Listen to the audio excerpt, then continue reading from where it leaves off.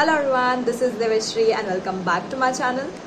आज की वीडियो में तुम लोग सब थंबनेल देख कर आए होंगे कि what exactly is the video about. So basically this video is about those people if you are in the age of 17 to 21 years. So please have a look at the complete video which would rather inspire you और it will motivate you in all the perspectives of your life. तो basically ये जो video है ना, ये उन बच्चों के लिए ज़्यादा है जो आज 14 to 16 ईयर्स में भी इंस्टाग्राम पर रील बना रहे हैं, showing there moves, showcasing their talents on the Instagram and making reels and putting them on the stories, on the post and sharing them all over the world. तो फिर ये जो लोग हैं ना, जो ये वीडियोस बना रहे हैं, तुम पहले खुद को एजुकेट कर लो।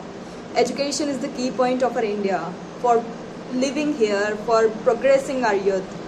तो फिर the main thing is education. और 17 to 21 ईयर्स वाले लोग, ये जो स्टेज है ना, it's the inflammable stage of a life. इस एज में तुम्हें लगेगा कि यार कुछ तो अच्छा करना चाहिए, मतलब एकदम इंस्टेंट वाला जो मोटिवेशन होता है ना, जो इंस्टेंट वाला इंस्पिरेशन होता है, वो अचानक से आ जाता है कि यार कुछ तो करना है अब लाइफ में, अचानक से करना है। अब जो पैसा कमाना है ना, तो अभी कमाना है बस। अब तुम यूट्यूब पर बहुत सारे वीडियोज़ देखोगे जहाँ पर यूट्यूबर्स ने ऐसे भी वीडियोज़ बनाए हैं कि if you are 17 years old, watch this to earn your income. ये कैसे पॉसिबल है? I don't know. अगर तुम्हारा एजुकेशन कंप्लीट नहीं है तो तुम इनकम कैसे, लाइक हाउ? और द मेन थिंग इज़ अगर तुम अर्न करना स्टार्ट भी कर दो ना, फिर भी ये जो रैपिड वाली इनकम होती है ना, वो ज़्यादा देर टिकती नहीं है। तो फिर अगर तुम खुद को एजुकेट कर रहे हो पहले, अगर तुम कोई डिग्री ले रहे हो तो कंप्लीट दैट, फिर बाद में कोई इनकम सोर्स के बारे में सोचना। ये जो तुम्हारी स्टेज है ना, वो एक कंस्ट्रक्टिव भी स्टेज होती है, एक डिस्ट्रक्टिव भी स्टेज होती है। अगर तुम्हें फ्रेंड सर्कल एज एक्सपेक्टेड नहीं मिला, या फिर जैसे तुम हो वैसे नहीं मिला, थोड़ा बहुत टॉक्सिक मिल गया, तो फिर ये तुम्हारी लाइफ बर्बाद कर सकता है। I have my own experience regarding this. तो बेसिकली मेरा एक लॉन्ग कज़िन था जो कि MBBS कर रहा था, और मैं तो यही सोच में थी कि वो MBBS कर रहा है। तो हम कुछ 2-3 दिन पहले मेरे कज़िन के घर गए थे, मैं और मेरी मम्मी, और हम बहुत दिनों बाद मिले। आई थिंक मैं छोटी थी, कुछ 3rd में थी जब मैं उससे फर्स्ट टाइम मिली थी, जब वो MBBS कर रहा था। और बाद में वी हैड नो कॉन्टैक्ट, और शायद मुझे ऐसा लग रहा था कि उसका MBBS कंप्लीट हो गया होगा and now he might be doing well in his life. लेकिन अब जब मैं और मेरी मम्मी उनके घर पर गए, तो फिर मैंने देखा कि वो कई जॉब पर गए। तो फिर हमने पूछा घर में कि the dash dash etcetera person XYZ where he is. तो फिर उन्होंने बोला कि वो बैंकिंग सेक्टर में गया है, थोड़ी देर में आता ही होगा। देन वी वर शॉक्ड कि ये बैंकिंग सेक्टर में कैसे, like how MBBS doctor is putting his efforts in banking sector. तो उन्होंने बताया, वापस से स्टोरी बताई कि MBBS में जब वो था ना, जब मैं 3rd में थी, वो MBBS के 1st ईयर में था। तो बेसिकली MBBS में उसे फ्रेंड सर्कल अच्छा नहीं मिला, या फिर कुछ टॉक्सिक लोग मिल गए, या सीनियर्स अच्छे नहीं मिले। और तब ऐसा था ना कि 10th के स्कोर पर या 12th के स्कोर पर MBBS में एंट्री हो जाती थी। तो बेसिकली अब हुआ ऐसा कि उसे कुछ फ्रेंड सर्कल एज एक्सपेक्टेड मिला नहीं, तो फिर वो थोड़ा डिप्रेस था कि उसे उसके जैसे लोग नहीं मिले। और सीनियर्स ने उसकी रैगिंग ली, तब उसने ड्रग्स वगैरह लेने स्टार्ट कर दिए थे, क्योंकि उसे डिप्रेशन ओवरकम करना था, उसे स्ट्रेस ओवरकम करना था। तब उसने कुछ मेडिसिन वगैरह स्टार्ट कर दिए। जब सीनियर्स ने रैगिंग ली, जब फ्रेंड्स अच्छे नहीं मिले, जब फ्रेंड्स ने उन्हें सिगरेट वगैरह के लिए फोर्स किया, और उन्हें कुछ सिगरेट वगैरह के लिए फ़ोर्स किया, उन्हें ड्रिंक करने के लिए फ़ोर्स किया, तो फिर उन्हें कुछ अच्छा नहीं लगा। तो और जब उनकी रैगिंग ली गई तो वो मेंटली डिस्टर्ब हो गए। तो जब वो घर पर आते थे ना, तब उस टाइम जब MBBS की वो MBBS की वो तैयारी कर रहे थे, जब when he was in the college for MBBS, तब वो जब घर पर आते थे तो बेसिकली उनमें बहुत ज़्यादा चेंज नज़र आता था कि ये बहुत अलग बिहेव कर रहे हैं ऐसा।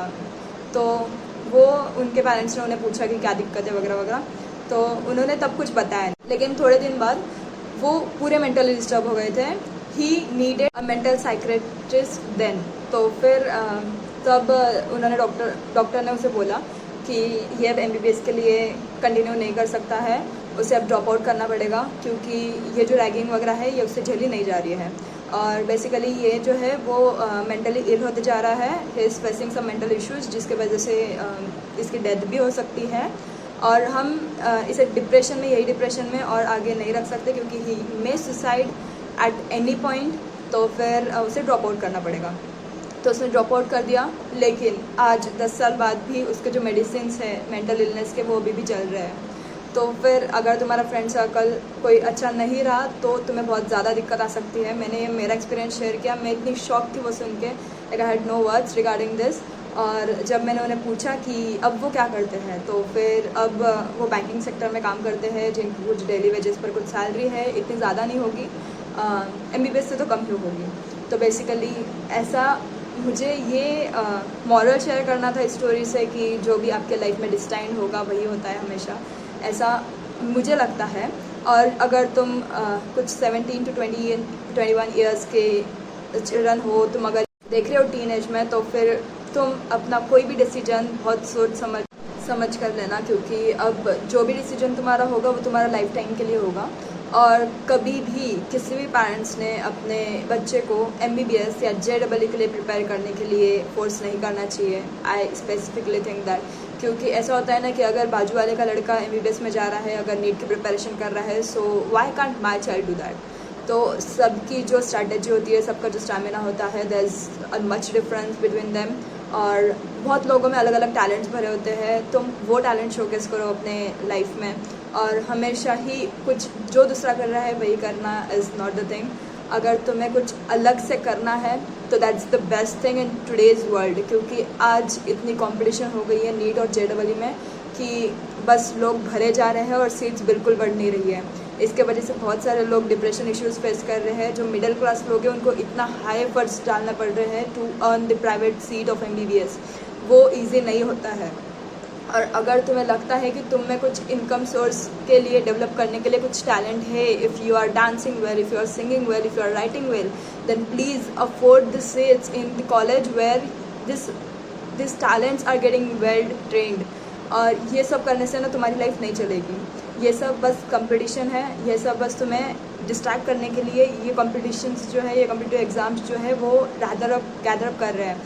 और बस अब इवेंचुअली अगर तुम्हारा सिलेक्शन ना हो और अगर तुम्हें रिपीट करना है, अगर तुम्हारे पेरेंट्स तुम्हें फोर्स कर रहे हैं कि रिपीट कर लो एक बार, तो अगर तुम्हें नहीं करना है ना तो मत करो, सीधे सीधे मना कर दो। क्योंकि इस बार अगर तुम रिपीट करोगे तुम्हारे 2 साल फालतू में वेस्ट हो जाएंगे।